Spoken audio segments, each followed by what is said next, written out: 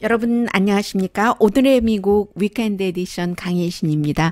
어제 북한에 관해서 잠시 위켄드 에디션을 전해드렸고 오늘 역시 그 내용과 함께 이번 주에 어제 전해드리지 못한 미국에서 어떤 일이 있었는가를 보도를 해드리겠는데 특히 여러분들 가운데서 FBI가 트럼프 대통령의 캠페인을 스파잉했다는데 그 내용을 좀 전해달라고 하신 분이 계십니다. 네, 오늘 중간에 전해드리겠고요. 그리고 제가 좀 전에 그 워싱턴 포스트와 베네수엘라의 후안 과이도 미국이 지정한 그 자칭 대통령 인터뷰한 것을 봤는데 남의 나라 일이지만 참 그 슬프다 하는 기분이 들었고요. 그리고 이제 여러 가지 내용들을 전해드리겠습니다. 일단 북한에서 뭔가를 발사했는데 그 발사체가 무엇인가 하는 부분에 대해서는 지금 한국의 일부 보수에서는 전부 미국을 포함해서 세계가 미사일 발사라고 하는데 한국만 아직도 국방부가 발사체라고 한다. 한국에서도 전문가들은 단거리 미사일이라고 하는데 이렇게 얘기를 하는데 그렇지는 않습니다. 미국에서도 지금 섞어 쓰고 있어요. 그리고 그대로 이것이 그 전문가들이 위성을 보고 나서 이미지를 보고 나서 그것이 이제 과거에 그 구소련에서 만들었었던 이스칸더? 네, 스펠로는 그렇군요. E-I-S-K-A-N-D-E-R. 한국말로 어떻게 읽는지 제가 보고 듣고도 잊었어요. 아무튼 그 단거리 탄도미사일 시스템이다라고 얘기를 한다. 이 정도로 얘기를 하고 아직도 미국에서도 발사체라고 쓰는 그런 곳도 있고 웨폰, 이것은 마이크 폼페오 국무장관이 오늘 미국이 일요일이기 때문에 텔레비전에 출연을 해서 한 얘기인데 이 마이크 폼페오 국무장관은 미사일 이런 말도 쓰지 않았고요. 발사체라고도 안 한 것 같아요. 웨폰, that, that 뭐 이런 식으로 이제 사회자가 물어보면 그렇게 표현을 했는데 그래서 아마 분위기 전체는 이게 그 단거리 미사일 여러 가지 여러 번 그 발사를 했으니까는요. 지금 제프리 루이스 씨요. 그 이스트에이시아 그 확산 핵 비확산 연구를 하고 있는 미들베리 인스티튜트에서 최근에 많이 그 주목되는 그런 그 기구죠. 쭉 그 위성을 분석을 해봤더니 결국은 이게 9시 6분에 시작이 돼서 10시 조금 지나서도 뭔가가 발사됐는데 그게 바로 단거리 미사일이라는 거죠. 구소련제의 그런 것이라고 얘기를 하고 있는데 그렇게 될 경우 그래서 제가 이 용어에 대해서는 말씀을 드렸습니다. 미국에서 아직도 뭐 발사체라고 한국 국방부가 현재 아직 제가 방송하고 난 이 순간은 모르겠습니다만 그 전까지는 수정하지 않은 것 같은데 발사체라고 부르는 것도 있고 단기 미사일로 확정까지는 아직 아닌 것 같아요. 물론 눈으로 보는 확정은 확정이라고도 할 수 있지만 전문가 사이에서 그것을 그 공통적으로 그렇게 하는 것 같지는 않고요. 용어는 이제 그 무기가 무엇이었는가 그렇게 정리를 하고 나면은 유엔 결의안을 위반한 겁니다. 단거리 미사일을 발사했다면요. 그러나 트럼프 대통령과 약속한 장거리 탄도미사일을 발사하지 않겠다 하는 그 부분의 약속을 어기진 않은 거고요. 그건 이제 이 목적 자체가 미국에서는 물론 뭐 한국의 문재인 대통령에게도 압박이 되겠지만 이것이 사정거리가 그 한국을 전체적으로 한반도를 다 그 칠 수 있기 때문에 500km라고 하죠. 310마일. 그러면 원산에서 발사를 했는데 원산에서 서울까지가 한 124마일이면 200km 정도 되죠. 그러면 이제 그 500km 한국 한반도 전체를 다 타겟으로 할 수 있다는 것인데 이게 사실은 김정은 위원장이 한반도를 타겟으로 했다기보다는 미국에서는 트럼프 대통령에 대한 압박으로 보고 있습니다. 물론 한반도를 타겟으로 한다고 할 때는 한반도에 지금 남한에 미군이 있기 때문에 미군 기지 뭐 서울, 평택 또 어딘가요? 대구, 부산 이런 데 있잖아요. 그런 곳을 타겟으로 할 수는 있다는 것이고요. 그리고 이제 핵탄두도 실을 수 있고 또 뭔가 그 요격 시스템이 날아왔을 때 대응을 할 수 있는 것까지 다 포함된 게 이제 그 구소련의 그 이스칸더라는 그 단거리 탄도 미사일 시스템이라고 하는 거죠. 북한은 분명히 이제 그 동쪽 바다를 타겟으로 삼아서 마이크 폼페오 국무장관이 얘기하는 게 최어맨 김이 최근에 이런 일들을 반복해서 하고 있는데 뭐 군사적인 언급, 훈련 하고 있는 것을 얘기하죠. 하면서 weapons 그리고 that이라고 표현을 하지 이게 뭐 미사일이다라는 단어는 쓰질 않은 겁니다. 그러면서 이번 북한의 이 그 발사 자체도 미국이나 한국, 일본에 위험이 되지 않는다. 우리는 북한과 지금도 핵 협상을 하기를 원하고 있다. 이게 지금 마이크 폼페오 국무장관이 한 얘기입니다. 어제 그 트럼프 대통령도 얘기를 했잖아요. 김정은 위원장이 이 세상에는 뭐 모든 일이 다 일어날 수가 있고 김정은 위원장이 본인이 자기와 함께 한다는 것을 알고 있고 북한이 굉장히 잠재력이 많은데 그것을 뭐 포기해 가면서 나와의 약속을 지키지 않지 않을 것이다. 지킬 것이다. 우리는 협상할 것이다. 트럼프 대통령이 이렇게 얘기를 했습니다. 그러면 지금 한국에서는 그 문재인 대통령이나 그 진보에서의 이 뭐 이름을 가지고 용어를 가지고 한다던가 이런 것을 비난을 하는데 트럼프 대통령이 북한이 그 보수가 그 주장을 하는 것처럼 보수는 미국에서도 전부 단거리 미사일이라고 보도를 하는데 한국 국방부만 아니라고 하는데 그렇진 않고요. 말씀드린 대로 그것이 단거리 미사일이라 할지라도 단거리 미사일로 확정되기 전에는 단거리 미사일로 보는 전문가들이 많지만 뭐 한국에선 이렇게 발표를 하고 있고 그리고 뭐 한두 개를 쏜 게 아니니까요. 이렇게 한다 하면서도 트럼프 대통령이 그래도 나는 그 김정은 위원장과 뭐 핵협상을 할 것이고 그는 약속을 지킬 것이다. 이렇게 좋은 말 한 것에 대해서는 한마디도 비난을 하진 않습니다. 그러니까 여러분들께서 여러 의견을 잘 그 종합해서 들으셔야지 되고요. 그 기본적으로 그 진보가 됐건 보수가 됐건 마음속에는 본인들이 원하는 말만 주장하고 싶은 거예요. 원하는 쪽으로 해석도 그렇게 해서 사람들을 몰고 가고 있는 것인데 아무튼 그래서 제가 가능한 한 지금 미국의 분위기를 전해드리고 있습니다. 네, 그래서요. 이 정도면 미국에서는 월스트리트저널 같은 경우는 트럼프 대통령을 다 지지하지만 북한에 대해선 강성이잖아요. 도널드 트럼프 대통령이 북한이 이런 정도까지 나오면은 뭔가 나쁜 말로 답변하기에 충분한데 그렇지 않고 김정은이 약속 지킬 것이다. 회담을 하겠다라는 말을 했다는 것 지적을 하고 있고요. 그리고 김정은 위원장은 분명하게 이번에 이 미사일 발사를 한 것이 단거리이니까 어떤 종류가 됐던 서울과의 약속을 위반한 거죠. 미국에서 그 점 지적합니다. 서울과 문재인 대통령과 몇 번 회담을 하면서 이제 평화적으로 뭐 이런 일 안 하기로 했는데 그리고 또 하나 말씀드릴 것은 북한에서는 지금 어떻게 얘기를 하고 있냐면 이것이 하나의 훈련인 거예요. 군사훈련인데 그렇게 볼 때 한미 합동 군사훈련을 하면서 항상 한국과 미국은 이것이 북한으로부터의 뭔가 공격이 있을 것에 대비를 해서 국가 주권으로 우리를 방어하기 위해서 훈련을 하는 것이다. 이런 주장을 하고 북한에서는 그렇지만 우리에게 위협되는 것이다 라고 얘기를 하잖아요.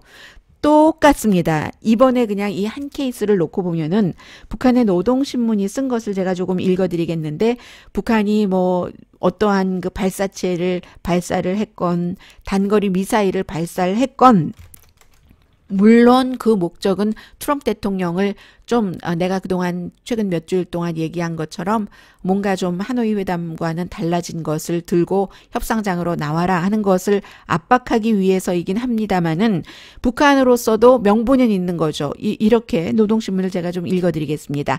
경애하는 최고領導자 김정은 동지께서 조선 동해해상에서 진행된 전연 및 동부전선 방어부대들의 화격 타격 훈련을 지도하셨다. 이것도 미국에서 보도를 하고 있습니다. 이번 훈련을 직접 김정은 위원장이 참관했다는 것. 사진을 보니까 사진이 12장이 실렸어요. 노동신문에. 그래서 뭐 한국에나 미국에 많이 나온 이렇게 김정은 위원장이 그 좀 심각한 표정으로 망원경 손에 이렇게 들고 있는 것도 있지만 뒤에 보면은 담배를 손가락에 끼우고 오른쪽 손가락에 끼우고 망원경 갖고 있는 것도 있고 나중에 군인들과 활짝 웃는 사진도 있고요.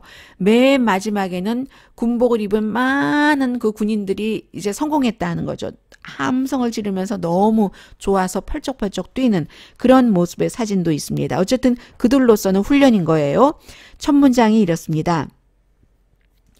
조선노동당 위원장이시며 조선민주주의인민공화국 국무위원회 위원장이시며 조선민주주의인민공화국 무력 최고사령관이신 우리 당과 국가 무력의 최고領導자 김정은 동지께서 5월 4일 조선동해 해상에서 진행된 전연민 및 동부전선 방어부대들의 타격 훈련을 지도하셨다. 그래서 누구누구가 참관했다고 썼고요.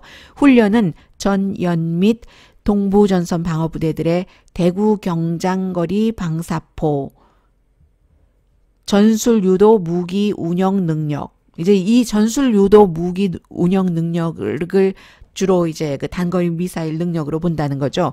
화력 임무 수행적 확성, 무장 장비들의 전투적 성능을 판정 검열하고 이를 계기로 전군을 명사수, 명포수 운동회로 더욱 힘있게 불러일으키며 경상적인 전투 동원 준비를 빈틈없이 갖추도록 하는데 목적을 두고 진행되었다. 경애하는 최고領導자 동지께서는 감시소에서 구경별 타격 수단들의 화력 타격 계획을 료해하시고 료해가 뭔가요? 대구 경장거리 방사포들과 전술 유도 무기의 화력 진지 진출과 전개를 비롯한 사격 준비 과정을 검열하시었다. 화력 타격 순차와 방법을 정해주시고 사격 명령을 내리시었다. 인민군대가 현대적인 전술유도 무기 운영을 정말 잘한다고 모두가 명포수들이라고 현대적인 무기체제에 정통하고 훈련을 강도 높게 진행한 결과 그 어떤 정황에도 신속하게 대처할 수 있는 임무 수행 능력을 갖추었다고 치하하시면서 예고 없이 불의에 조직한 화력 타격 훈련이 성과적으로 진행된 데 대하여 높이 평가하시었다.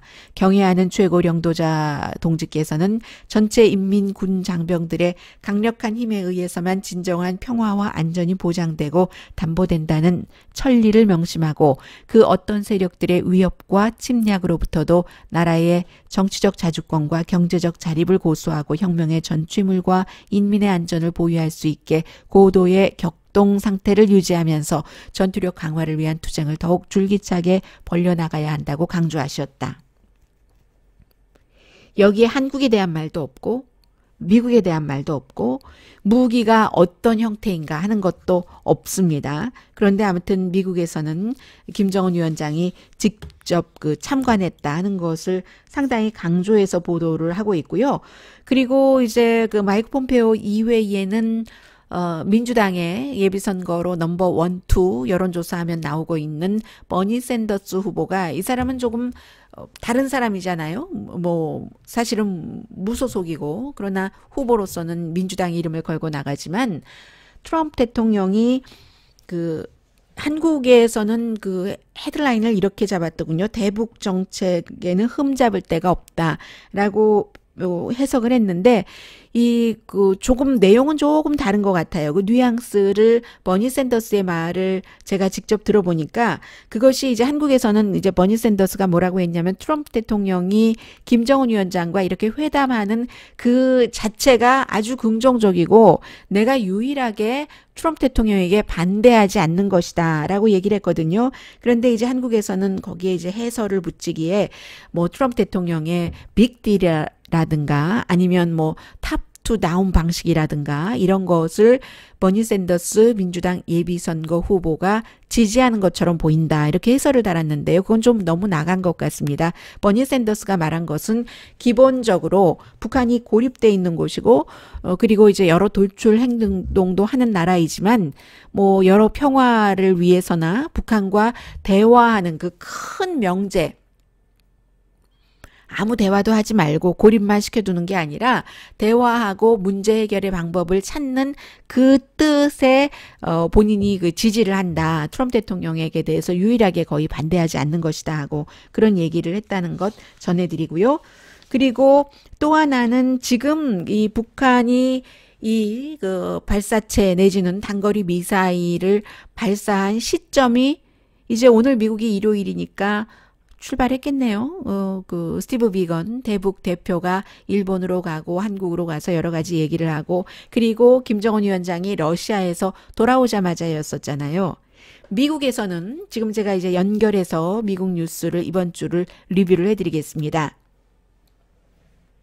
트럼프 대통령이 금요일 오후에 블라디미르 푸틴 러시아 대통령과 전화 통화를 했는데 한 1시간 통화를 했답니다. 베네수엘라 뭐 여러 가지 문제들을 얘기를 했고 협력을 했고 이것도 가만 보면은 이제는 특별검사의 수사 결과가 나왔고 적어도 러시아와 공모를 했다는 그 증거를 찾지 못했다 하는 결론이 나왔기 때문에 사법방해는 다른 거예요. 트럼프 대통령 계속 사법방해에 대해서도 특별검사가 무죄라고 했다고 하지만 그것은 연방 법무장관의 해석이었고 법무장관의 그 해석에 반발한 특별검사가 편지도 보냈고 뭐 그런 것 아니겠어요? 그런데 어쨌든 특별검사의 그 수사가 트럼프 대통령에게 상당히 유리하게 진행이 되고 나서 다시 이제 러시아와 사이좋게 지내는 것이라고 저는 보여집니다. 그 전에는 특별검사 이런 게 나오기 직전까지는 또 뭐 좀 먼 것처럼 이렇게 했다가 바로 통화하잖아요. 1시간 통화를 하면서 미국에선 발표하지 않았어요. 그런데 미국 기자들도 클레물린에서 발표하는 것을 보고 트럼프 대통령과 이 푸틴 대통령이 북한에 대해서 무슨 말을 했는가를 알아냈습니다. 푸틴이 경제 제재도 좀 풀어주고 우리도 좀 들어가서 러시아도 플레이어 아마 이 이후에는 러시아의 역할이 생길 수도 있다고 믿어지거든요. 왜냐하면 직접 통화에서 푸틴이 분명히 그런 말을 했다고 하니까 그리고 그 김정은 위원장을 만나는 그 시기에도 그 불과 지난주였던가요? 블라디미르 푸틴이 아니 김정은 위원장이 뭘 포기하고 싶어도 믿을 만한 것을 미국에서 해줘야지 하지 이런 얘기를 했잖아요. 그런 모든 것들 스텝 바이 스텝이라는 표현도 들어갔고요. 클레물린의 표현에서 보면은 그래서 그런 모든 것들을 트럼프 대통령과 블라디미르 푸틴이 전화 통화를 한 직후에 이제 김정은 위원장이 이렇게 여러 번에 걸쳐서 이것저것을 다 이제 그 발사를 해봤다 하는 것이고요. 아무튼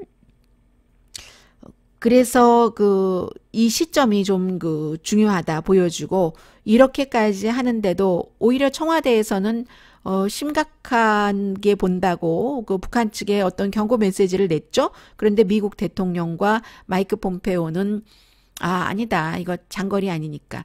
장거리 아니라서 그러는 것은 아닙니다. 이게 이제 단거리였다가 또 중거리로 가고 장거리로 갈 수도 있다고 보고 문재인 대통령이 타겟이었다고 보다는 트럼프 대통령이 타겟이었다고 보는 게 거의 모든 전문가들의 생각이기 때문에 여기에 대해서 이 트럼프 대통령이나 마이크 폼페오가 뭐 괜찮아 라고 얘기하는 것을 가지고 많은 전문가들이 그 김정은 위원장은 처음부터 트럼프 대통령을 갖고 놀았고 그리고 역시 어쩌니 해도 1차, 2차 북미 정상회담 이후에 조금씩 뭔가 그 제재가 풀린 것은 있잖아요. 그리고 몇 주일 전에 재무부에서 하려던 제재도 대통령이 하지 말라 해서 안 했고 많이는 아니지만 조금은 제재가 풀어지는 그런 혜택을 보고 난 김정은 위원장이 이제 앞으로는 뭐 정말로 탄도미사일까지도 발사를 할 수도 있다. 이렇게까지 미국 언론에서는 많이 보고 있습니다. 자, 이 정도로 그 북한 이슈를 마무리를 하고요.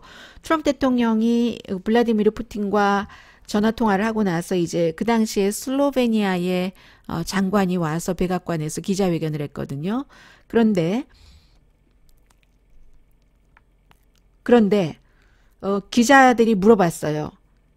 2020년도에 대선에 대해서 그 블라디미르 푸틴과 개입하지 말라든가 이런 말을 해봤느냐 했더니 그 말 하지 않았다고 했습니다. 트럼프 대통령이. 그리고 대신에 로버트 멀러 특별검사의 수사 결과에 대해서는 우리가 얘기를 했다 하면서 그 시간 낭비였다, waste of time이었다라고 얘기를 했고, 그 말을 할 때 블라디미르 푸틴이 스마일을 지었다라고 트럼프 대통령이 얘기를 했어요. 그래서 저는 그 화상 대화였는 줄 알았거든요. 보통 그렇게 화상으로 잘 안 하는데 국가 지도자들끼리 할 때 그랬는 줄 알았더니 나중에 보니까 화상 대화도 아닌데 트럼프 대통령이 푸틴이 스마일을 짓고 있었다라고 얘기를 한 거예요.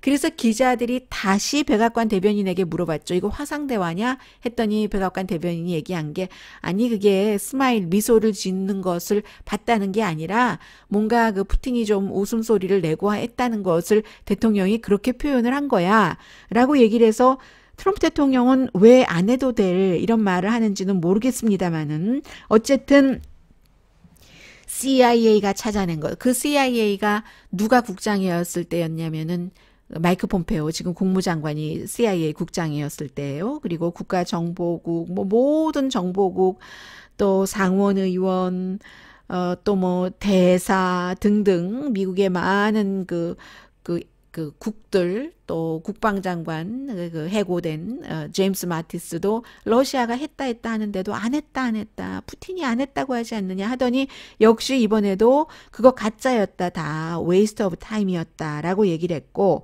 그리고는 미국의 MBC 기자가 물어봤어요.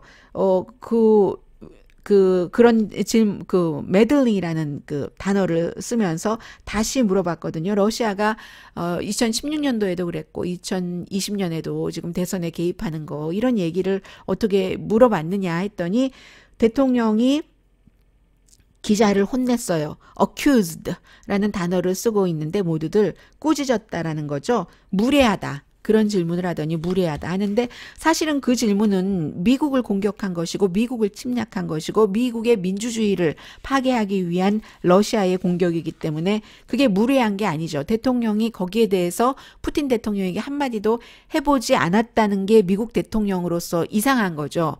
그러니까 많은 사람들이 얘기를 하는 겁니다.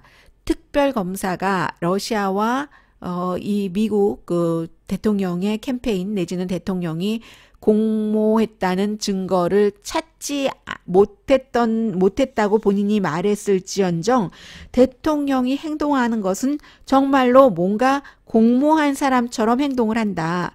왜 그런 것을 물어보면 안 되느냐. 그런 것만 물어보면 왜 헉스라고 가짜라고 얘기를 하느냐라고 말하고 있어요.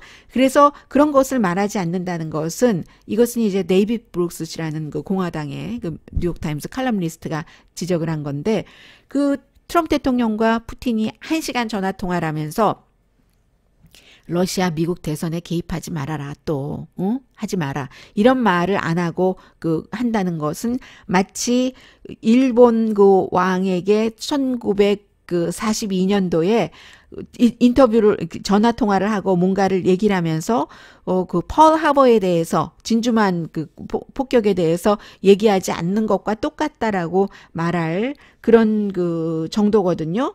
그래서 이제 사람들이 계속 대통령은 왜 그러지? 틈만 나면 그동안 또 좀 잠잠하다가 특별검사 이게 좀 어느 정도 랩업 되니까 또 푸틴과 또 같이 또 잘 지내고 있네. 그리고 이 말도 또 틀리게 했습니다. 지금 마이크 폼페오만 하더라도 베네수엘라의 니콜라스 마두로 현 대통령이 사실은 너무 압박이 강하게 느껴지니까 쿠바로 도망가려고 비행기까지 다 준비해놨다가 블라디미르 푸틴이 가지 말아라 타지 말아라 해서 안 갔다고 미국의 국무장관이 얘기를 했는데 트럼프 대통령은 기자들에게 뭐라고 얘기를 했냐면 베네수엘라에 대해서 물어봤더니 러시아는 개입하고 있지 않다고 하더라. 이게 말이 안 되는 말이잖아요. 웃음밖에 안 나오잖아요. 인도적인 차원에서라는 것을 제외하고는 러시아는 개입하고 있지 않다고 한다. 그럼 이건 누가 봐도 다 아는 일이고 그리고 또 대통령이 자신의 국무장관과 다른 얘기를 하는 겁니다. 이렇게 되는 경우는 국무장관도 자기의 자리를 지키기 위한 것인지 애국자는 아닌 것 같아요. 왜 대통령 각하 다른 얘기를 하십니까? 라고 말을 왜 안 하고 못 합니까? 이게 이제 그 미국에 많은 양심이 있는 사람들은 그런 데서 화가 나는 거예요. 그러나 트럼프 대통령의 지지자들은 아무렇지도 않은 겁니다. 그런 것들이 아무렇지도 않다는 게 이상한 거고요. 그 반대편에서는 어떻게 그게 아무렇지도 않을 수가 있어요. 대통령과 국무장관이 전혀 다른 얘기를 하고 북한에 대해서도 허구한날 다른 얘기를 하고 그리고 전화통화를 하면서 화상통화도 아닌데 푸틴이 스마일링을 했다라고 얘기를 하고 그게 아무렇지도 않다는 게 정말로 저는 아직까지 이해할 수가 없습니다. 양심을 다 어디다가 갖다 버리고 사는 사람들 같아요. 정말로. 어떻게 그럴 수가 있습니까? 의도하지 않더라도 사람이 살다 보면 거짓말을 하기 마련인데 눈 빤히 뜨고 뻔하게 거짓말을 하는 것이 어떻게 아무렇지도 않다고 그 거짓말을 이렇게 포장해주고 저렇게 포장해주고 그런 사람은 도대체 어떤 사람들인 겁니까? 트럼프 대통령보다 거짓말을 더해서 그 정도 거짓말은 아무것도 아닙니까? 그럴 것 같진 않아요. 트럼프 대통령보다 지금 그 위치에서나 여러 가지로 더 큰 거짓말을 할 수 있는 위치에 있는 사람은 없는 것 같고요. 제가 좀 과했습니다. 그렇다고 그분들을 미워한다는 얘기는 아니에요. 모든 일과 행위에는 다 어떤 그 목적이 있고 그 목적에는 그 사람이 그런 목적을 갖게 될 수밖에 없는 바탕 환경 같은 것들이 충분히 그 전에 있었다고 믿기 때문에 다만 안타까울 뿐입니다. 네, 아무튼 그렇고요. 그 다음에 이제 가장 많은 사람들이 관심을 가졌던 얘기가 거봐라 트럼프 대통령이 얘기를 했잖아요. FBI가 내 선거 캠페인을 스파잉을 했다. 법무장관도 그렇게 얘기를 했었고요. 그 부분에 대해서 제가 좀 정리를 해드리겠습니다. 이 대통령이 오랫동안 그렇게 얘기를 했어요. 아니 어떻게 이렇게 나를 그 2016년도 선거 캠페인 할 때 나와 내 참모진들을 스파잉을 하느냐. 그게 미국의 FBI였고 그게 또 어쩌면 제임스 코미 내가 해고한 그 사람이 주도해서 했었을 수도 있어. 이제 이게 특별검사의 수사 보고서에 그 안에 그런 게 들어있어요. 2016년도에 가을이었죠. 9월 달이었었죠. 실제로 트럼프 대통령의 외교자문, 본인이 외교자문으로 지명을 했으니까 외교자문이지 왜 외교자문이라고 지명하고 너무 훌륭한 사람이라고 인터뷰에서 얘기를 하고 사진 찍고 사진 찍은 거 돌리고 하면서 뭐 커피보이였다 이렇게 얘기를 합니까? 물론 그 사람이 젊고 경력이 미천해서 대통령에게 큰 것을 해주지 못했을지언정 어쨌든 포지션 자체는 외교자문이었어요.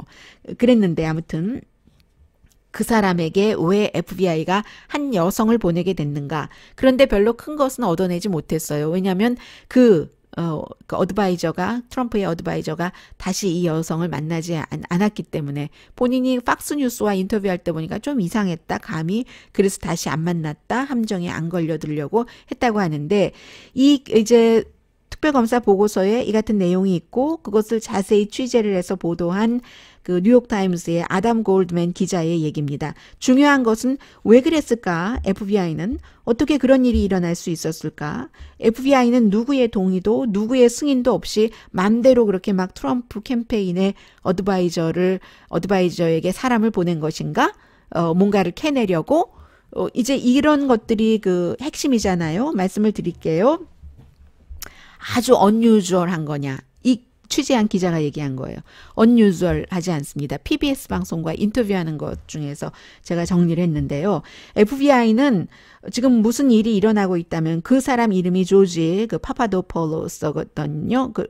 이 사람에게 무슨 일이 일어나고 있다면 그렇다면 FBI는 왜 그럴까 하고 언더스탠을 하기 위해서 어떤 방식으로든 이제 그 일을 하는데 그게 이제 뭐 사람 위장으로 이렇게 해서 그 심고 수사하고 하는 뭐 그런 기법이잖아요. 더군다나 이게 러시아가 개입한다는. 왜냐하면 조지 파파도플러스가 영국에서 이제 런던의 바에서 호주 그 외교관에게 얘기를 했으니까요. 러시아가 뭐 이런 것을 다 해킹해서 갖고 있고 뭐 민주당 여러 가지 등등을 해킹해서 이메일을 갖고 있고 그리고 그 해킹한 이메일을 어떻게 풀어야지만 트럼프 대통령에게 그 당시 후보에게 좋은지 이것까지 다 말해주겠다 하고 그렇게 했다는 것을 이 파파도플러스가 런던에서 그 호주 외교관에게 얘기하니까 호주 외교관이 미국에다가 알려준 거예요. 미국과 호주는 그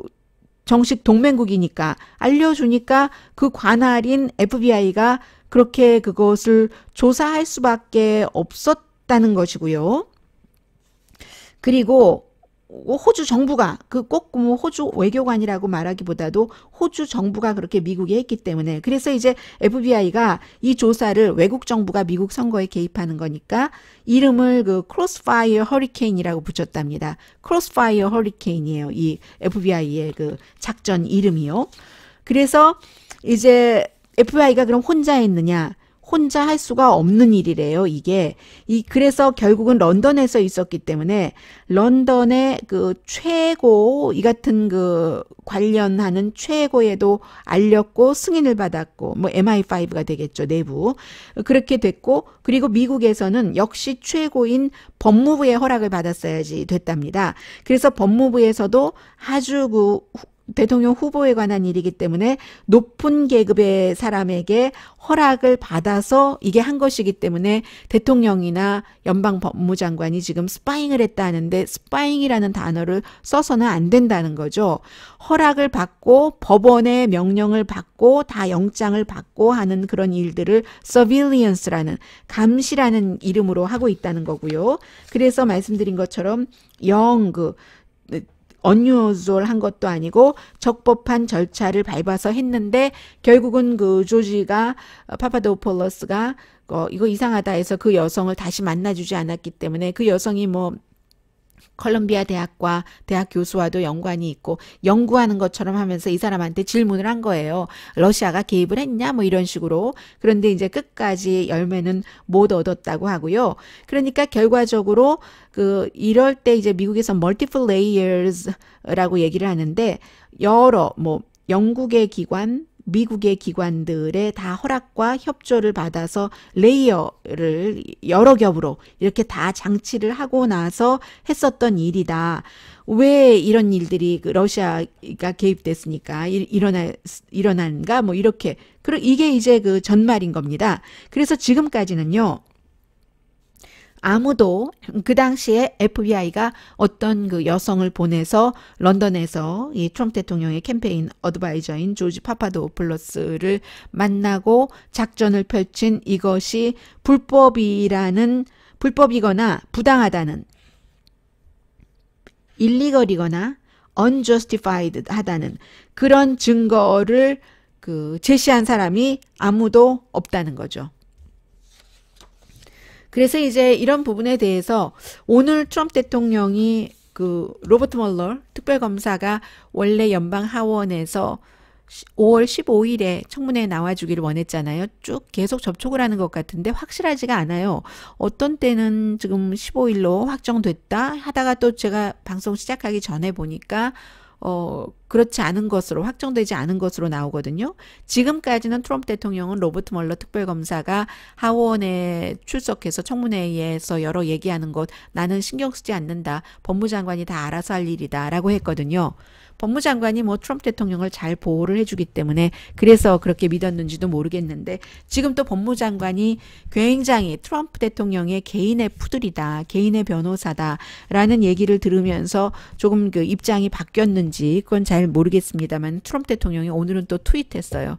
이 로버트 멀러 특별검사 청문회에 나가면 안 된다. 며칠 전까지는 본인과 함께 일을 했었던 사람들 그런 사람들만 청문회에 나가지 못하도록 내가 할 것이다. 할 수도 있어요. 그 부분은 대통령의 행정명령으로 라고 하더니 이제는 말을 또 바꿔서 멀러까지 나가서는 안 된다라고 얘기를 하면서 3,500만 달러의 돈을 들여서 얼마나 많은 사람들을 조사를 하고 수사를 했는데 내가 내통 혐의 없음 무죄, 사법방해 혐의 없음 무죄 라는데 뭘 더 할 게 있느냐. 민주당이 지금 이걸 계속 끌고 가려고 한다라고 얘기를 하는데 두 가지가 틀린 점이 있어요. 첫 번째는 사법방해에 대해서는 특별검사가 무죄다라고 하지 않고 결론 내리지 못했다라고 했고 그 결론에 대한 해석을 연방 법무장관이 한 것에 대해서 특별검사가 굉장히 불만을 했고 편지도 보냈고 그런 것이고 그 이후에 법무장관이 공화당이 다수당인 상원에는 청문회에 출석했지만 민주당이 다수당인 하원 청문회에는 지금 출석하지 않았고요. 그래서 이제 두 개 다 무죄다라고 얘기한 것이 하나가 틀렸고 두 번째는 3,500만 달러나 쓰고 그런데 그 돈 그렇게 안 썼거든요. 왜냐하면 폴 매나포트라는 역시 대통령의 그 선거 캠페인 본부장이었던 사람. 이 사람이 선거 캠페인을 하면서도 미국의 여러 가지 선거에 관한 자료를 러시아에게 여론조사 결과도 보내주고 또 우크라이나, 러시아, 푸틴 사람들 만나고 계속 그 비밀리에 또 법을 위배하면서 그런 일들을 했고 돈 세탁도 했고 해서 지금 감옥에 있는데 그 사람에게 압수한 돈이 많아요. 그래서 그 돈으로 특별검사 수사에 썼기 때문에 3,500만 달러 썼다는 것은 뭐 대통령의 말이지만 틀린 말이고요. 지금 연방 법무장관이 큰 문제입니다. 대통령으로서는 너무나 완전히 드림 법무장관을 갖게 됐고 대통령 주변 사람에게도 너무 정말 훌륭한 사람이지만 대부분의 사람은 법무부가요. 미국에서는 어떠냐면요. 다른 부서와는 좀 달라요.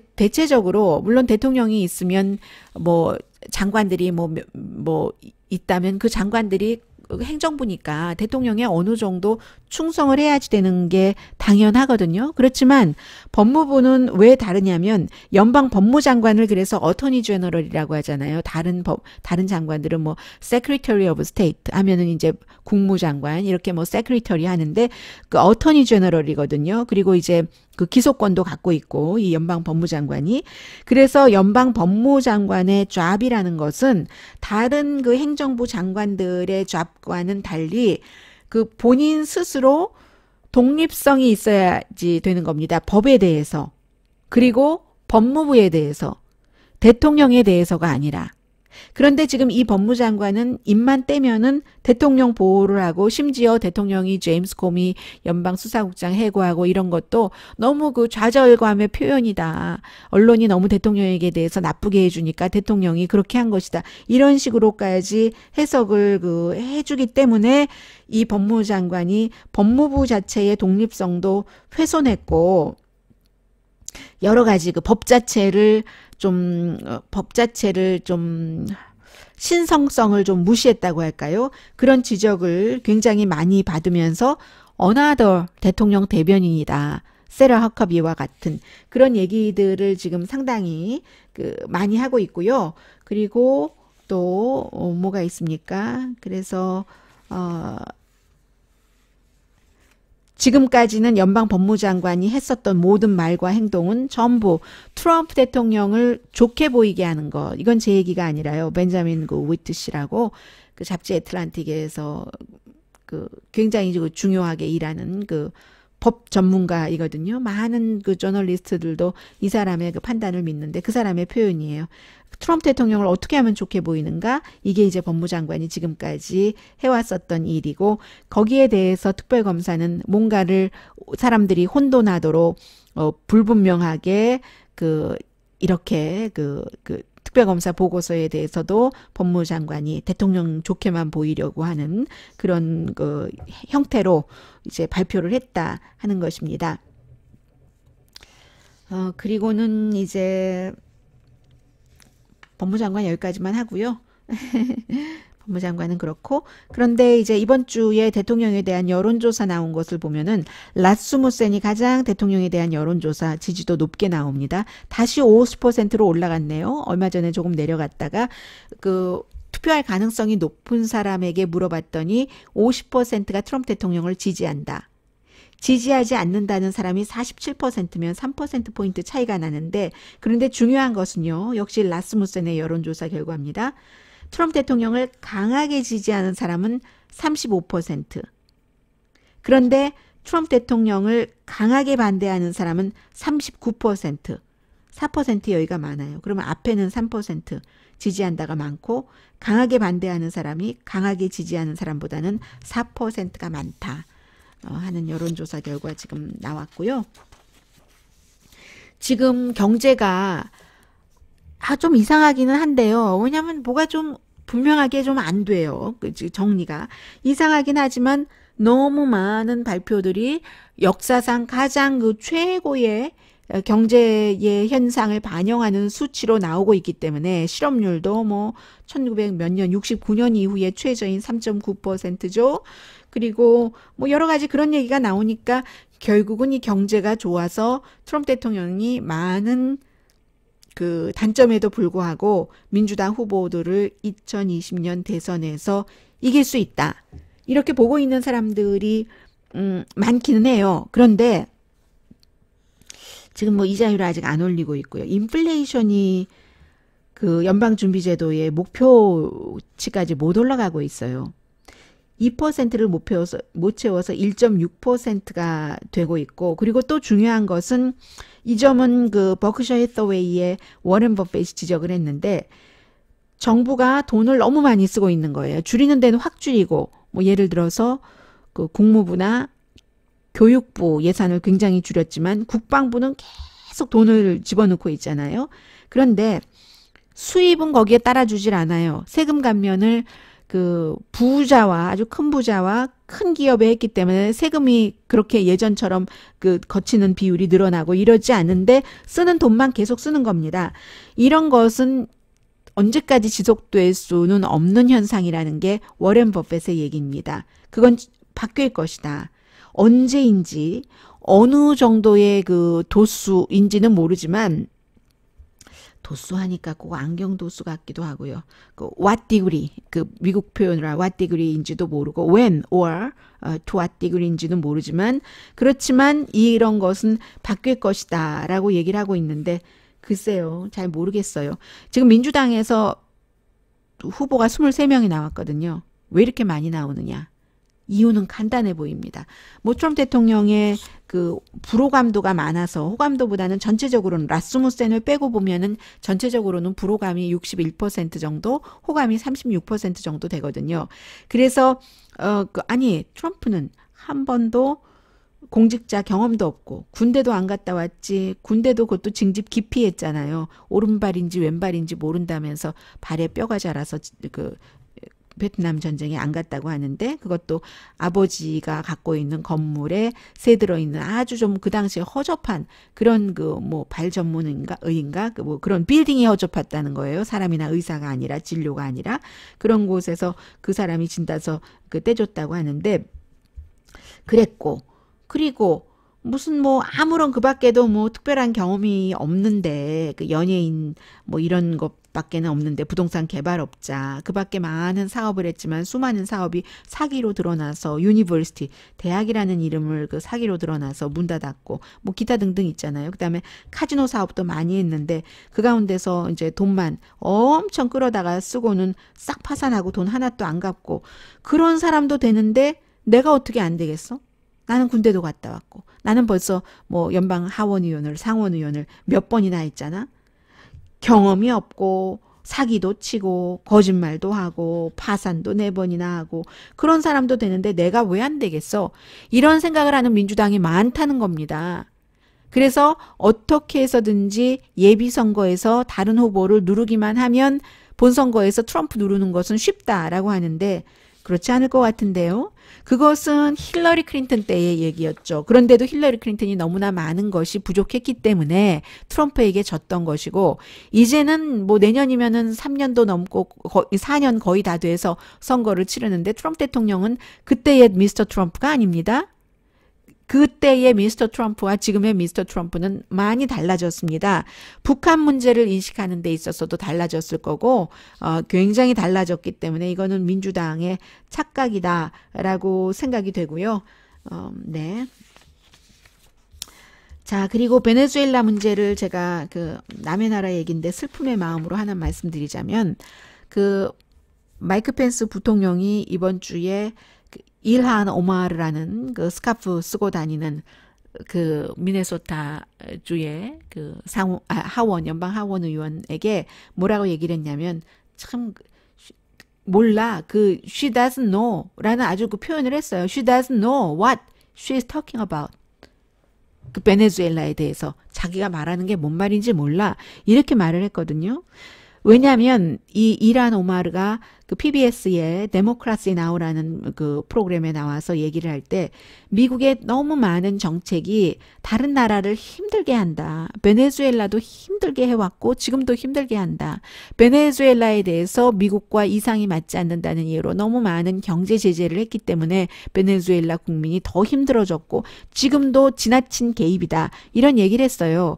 이 여성은 그 미국에 대해서 미국 정치인에 대해서 이스라엘에 너무 설설 기지 말아라 이런 얘기하는 여성이잖아요. 그러니까 마이크 펜스가 She doesn't know what she is talking about 이라고 얘기를 한 거예요. 자기가 한 말이 뭔 말인지 몰라. 그런데요. 백인 남자가요. 백인 남자에게 백인 여자에게 이렇게 말 안 하거든요. 어떻게 말하냐고요? We disagree. 우리가 의견 일치를 볼 수는 없지만 서로의 의견은 다르지만 we disagree 라고 얘기를 하지 이 여성은 white도 아니고 네? 스카프 웃고 쓰고 다니니까 종교를 알겠죠? 젊고 여성이고 그래서 이 그 일한 오마르가 마이크 펜스의 본심이 보인다. 나 같은 사람을 그냥 작은 하찮은 허접한 어쩌다가 연방 하원 의원이 돼버린 사람으로 취급하려고 한다. 이렇게 이제 공방 주고받은 것이 좀 인상적이었고요. 방송 때 말씀을 못 드렸고 그리고 지금 그 베네수엘라의 니콜라스 마두로와 후안 과이도의 경우는 후안 과이도가 35살 미국이 1월 그것도 부통령이 대통령 지시 받고 전화했겠죠. 1월 뭐 20일인가 21일인가 전화해서 너 대통령 해라. 자칭 대통령 우리가 지원할게 해서 그가 그 다음날 내가 대통령이야. 헌법에 따라서. 왜냐하면 니콜라스 과이도가 국민도 저렇게 힘들게 하고 뭐 부정선거도 했고 뭐 등등 해서 그렇게 주장을 하고 있는데 지금까지 아주 중요하게 미국과 협조를 했음에도 불구하고 3번을 마두로를 정권에서 물러나게 하는데 실패했습니다. 첫 번째가 이제 군인들이 다 그 내 뒤에 있다. 1월 달에 이제 그렇게 얘기를 하면서 했었는데 군인들이 뒤에 없었어요. 그때나 지금이나 마찬가지예요. 몇 명 몇 분입니다. 그리고 2월 달에는 또 기억나시죠? 콜롬비아 쪽에 그 베네수엘라와의 국경에 가서 미국이 보내준 많은 뭐 의약품이나 이런 것 가지고 베풀려고 했다가 오히려 거기서 이제 뭐 시위가 나고 그래서 뭐 군이 총을 쐈다 했는데 나중에 알고 보니까 그게 아니라 불이 붙었잖아요. 거기에 트럭에. 그게 아니라 시위대가 뭐 의도적으로 그런 건 아니지만 시위대 쪽에서 과이도 쪽에서 이제 어떻게 잘못해서 이러이러하다 불이 난 것이고 그때도 실패했고 이번에 화요일 날도 역시 그 과이도의 사실은 이 사람 멘토라고도 할 수 있고 야당 지도자 중에서 가장 존경을 받고 힘이 있는 그 레오폴도 그 로페즈라는 사람이 가택연금이었는데 가택연금에서 풀려났다는 것은 니콜라스 마두로가 잡고 있는 그 어떤 그 정보국에서 그를 가택연금 감시라고 있는데 그 정보국이 과이도 쪽으로 돌았다는 적어도 그 부분에 있어서는 그런 면도 되는데 그러다가 이 사람 다시 스페인 대사관으로 도망갔고요. 그러면서 국민들이여 나와서 시위하십시오. 군인들이여 그 마두로 그 니콜라스 마두로에게 반대하고 내 쪽으로 모이십시오. 이거 실패했잖아요. 3번 실패를 한 겁니다. 3번 실패를 했는데 그렇다고 마두로가 아주 강한 것도 당연히 아니죠. 마두로도 점점 이제 조여오고 있는 것을 느낄 것 같아요. 마두로가 지금 그 로페즈에 대해선 가택연금도 하고 뭐 쿠데타를 일으키려고 했다 해서 체포해! 하기는 했지만 그러니까 스페인 대사관으로 쏙 들어가 버렸지만 과이도는 어쩌지 못하잖아요. 미국이 너무나 지지를 하고 있기 때문에 미국이 또 과이도에게 손대면은 가만 안 둘 거야 너 했기 때문에 마두로도 미국 무서워서 과이도를 자칭 대통령을 어찌하지 못하고 있는 것이고요. 그리고 마두로도 자신이 지금 주변에 군인이 됐건 민간인이 됐건 미래의 이 마두로가 시간 문제지 미국이 저러고 있는데 미국에 넘어가는 것 아니야. 그럼 나는 언제쯤 그 여기를 탈출해야 되나. 많은 자신의 주변 사람들이 그런 생각을 하고 있다는 것을 마두로도 알겠죠. 그래서 나는 그럼 그렇게 될 경우 마두로를 쫓아서 다른 나라로 피신을 하는가 뭐 쿠바 같은 나라 아니면 그냥 확 그 과이도 쪽으로 도망가 버릴까? 그러니까 마두로도 지금 강한 입장이 아니고, 그렇다고 과이도도 성공하지 못하고, 그 후안 과이도가 다 성공하지 못하는 이유는 이 마두로와 그 전에 우고 차베스가 기반을 닦아놓은 것도 있는 겁니다. 그 기반 중에 두 가지인데, 하나는 이제 반미했던 것, 그리고 두 번째는 어쨌든 못 먹고 못 사는 사람들 그렇게 살아서는 안 된다, 교육을 받아야지 된다 해서 무상 교육도 시키고, 또 그 구스타프 누다멜처럼 가난한 집안인데 너는 음악에 재능이 있어 하니까 다 무료로 아주 훌륭한 음악 교육을 받게 해서 미국의 LA 필하모닉의 오케스트라의 그 디렉터까지 할 수 있게 해주고 하는, 그런 가난한 사람들은 그 니콜라스 마두로와 또 우고 차베스의 가난한 사람들을 위한 정책을 그 펼쳐준 것에 대한 믿음과 감사함이 있는 겁니다. 달동네 사람들이요. 베네수엘라에. 미국은 달동네 부자가 살지만 저쪽 위에 거기는 한국이 요즘에 달동네 있나요? 가난한 사람들이 살잖아요. 그 사람들의 지지가 아직까지 있는 거예요. 이게 언제 다 약해질지는 모르겠으나, 그래서 이제 지금 언제까지 마두로가 미국의 압박을 지탱할 수 있는가. 지금 미국은 제가 미국 사람이 아니라고, 미국 사람도 아니고 한국 사람도 아니고 그냥 세계인의 시각으로 보면 미국의 마이크 폼페이오 국무장관이나 존 볼튼 그 국가안보보좌관이 아주 뻔뻔스럽죠. 뻔뻔스럽기 이를 데가 없죠. 뻔뻔스러운 게 하늘을 찌르죠. 뻔뻔스럽게도 다른 나라에 대해서 우리가 이런 욕망을 갖고 싶다, 그 나라의 정권 교체를 하려고 지금 노력을 하고 있다는 것을 비밀이 아니에요. 비밀도 아니에요. 이 사람들 노골적으로 얘기를 하고 있잖아요. 마두로의 반대파들과 손을 잡고 과이도를 포함해서 하겠다 하는 것을 너무 아주 뻔뻔스럽게 얘기를 하고 있기 때문에 이런 것에 대한 반감이 베네수엘라 사람들에게 있는 겁니다. 그 얼마 전에도 어떤 일이 있었냐면요. 미국에서, 제가 오늘의 미국 시간에 못 전해드리는 얘기들이 사실은 많은데요. 시간 관계상. 그 국방부하고 국가안보보좌관이요, 마이클 볼튼, 이런 사람들이 회의를 했답니다.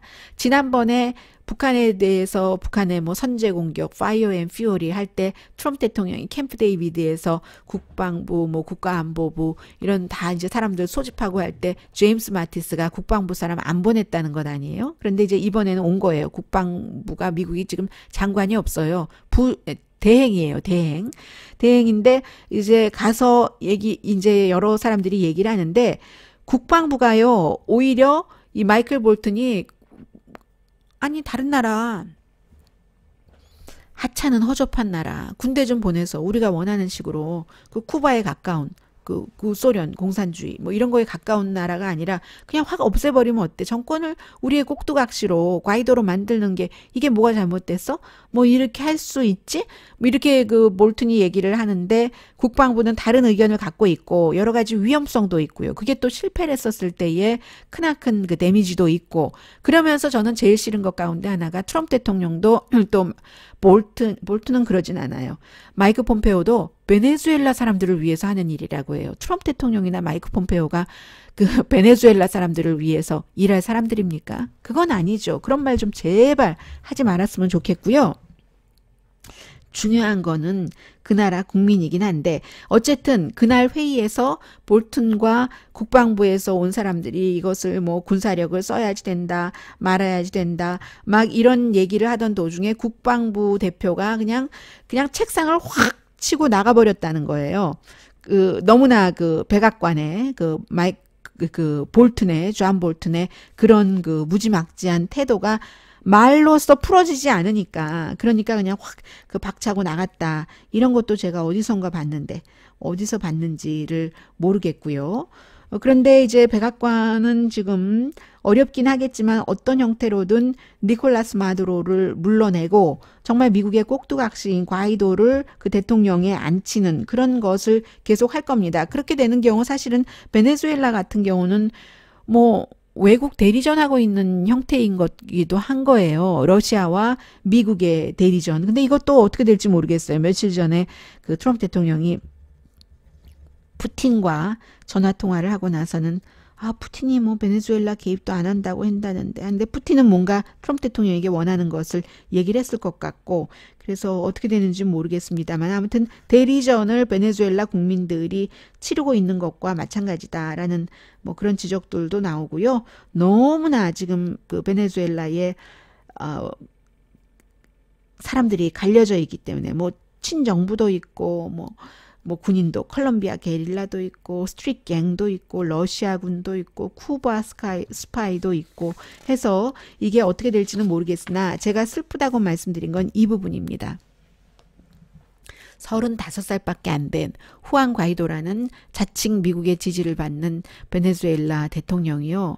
오늘 워싱턴 포스트와 인터뷰를 했는데 미국이 원한다면, 미국이 해준다면 미군을 끌어들여서라도, 저는 그렇게밖에 표현할 수가 없어요. 미군이 우리나라에 개입을, 군사 개입을 해서라도 정권 교체하는 것을 나는 고려하겠다. 본인이 내부 군인들을 장악하겠다고 하더니 몇 번의 실패 끝에 미군을 끌어들여서라도 나는 후안 과이도를 물러내고 대통령이 되는 그런 그 과정을 고려를 하겠다는 얘기죠. 고려하겠다 해서 고려는 빼겠다는, 그렇게 얘기를 하는 겁니다. 그러니까 어떻게 보면은 이 사람이 워싱턴 포스트와 인터뷰를 했어요. 그만큼 아무리 트럼프 대통령이 가짜라고 해도 워싱턴 포스트가 영향력이 있기 때문에 하는 겁니다. 과이도가 미국 언론과 인터뷰하는데 미국 승인을 안 받았겠어요? 미국 승인을 받았을 때 미국 언론사가 한두 언론사가 과이도에게 인터뷰 요청을 했겠습니까? 그 가운데서 지금 트럼프 대통령 측에서는 워싱턴 포스트와 해라, 이런 뭐 정치에 관련돼서는 워싱턴 포스트가 가장 많은 사람들이 보고 영향력이 있으니까 해서 워싱턴 포스트와 인터뷰를 했겠죠. 워싱턴 포스트와 인터뷰에서 미국이 원한다면, 미국이 정말 우리에게 군대를 보내주겠다면 그걸 고려해보겠다 하는 것이, 이제 그렇게 한다는 것이 어제보다는 더 강한 옵션으로 다가왔다 하는 것을 보면서 참 정말로 월세를 끌어들이는 게 나중에 가보면 알잖아요. 우리는 너무 많이 겪었잖아요. 한국은. 그래서 슬프다 말씀을 드렸고요. 일본의 아키히토 왕이 그 본인이 이렇게 뭐 200년 넘어 만에 그 왕위를 싫다 하면서 나루히토 그 왕자에게 물려준, 그러나 아키히토 왕이 얼마나 그 본인의 아버지가 저지른 그 전쟁 범죄에 대해서는 참 그 겸손하게 또 겸허하게 사과도 하고 인정도 하고 했는가 하는 것을 미국 언론도 많이 보도를 하고 있어요. 가장 중요한 것이 한국에도 사과를 했고요. 그때 이명박 대통령이 일본 갔었을 때, 그리고 전범 그 위패 있고 하는 그 신사참배 안 하잖아요. 평민과 결혼을 해서 그 평민인 와이프도 그렇고 89년도에 왕위를 이어받았는데, 지금 이 나루히토 왕도 뭐 세계적으로 부부가 다 뭐 옥스포드 하버드에서 교육받은 사람이니까 영어도 잘하고 여러 가지 언어를 굉장히 그 잘하는데 아들이 없어서 이 이후에 그 승계는 어떻게 될 것인가. 이 나루히토는 아키히토 아버지와 많이 여러 가지 부분에 대해서 닮았다고 하죠. 그런 것까지 미국에서 많이 얘기가 됐고요. 다음 주에는 뭐 중요하게는 이제 그 특별검사가 의회 청문회에 나오느냐 나오지 않느냐, 그리고 또 시간이 지나면 내일 아침 오늘의 미국이 방송될 때쯤이면 이게 단거리 미사일이었는가 아니었는가도 나올 테고, 그 이후에 여러 가지 이제 좀 차분해진 마음으로 분석이 될 것 같고요. 그리고 트럼프 대통령이 중국에 대해서 관세 붙이겠다 하는 것을 발표를 한다고 하니까 뭐 보나마나 다음 주에 탑 뉴스가 될 것 같습니다. 오늘의 미국 위크엔드 에디션 두 번째 파트였습니다. 강혜신이었습니다. 내일 아침 9시 로스앤젤레스 시간 오늘의 미국 정규 방송 시간에 뵙겠습니다.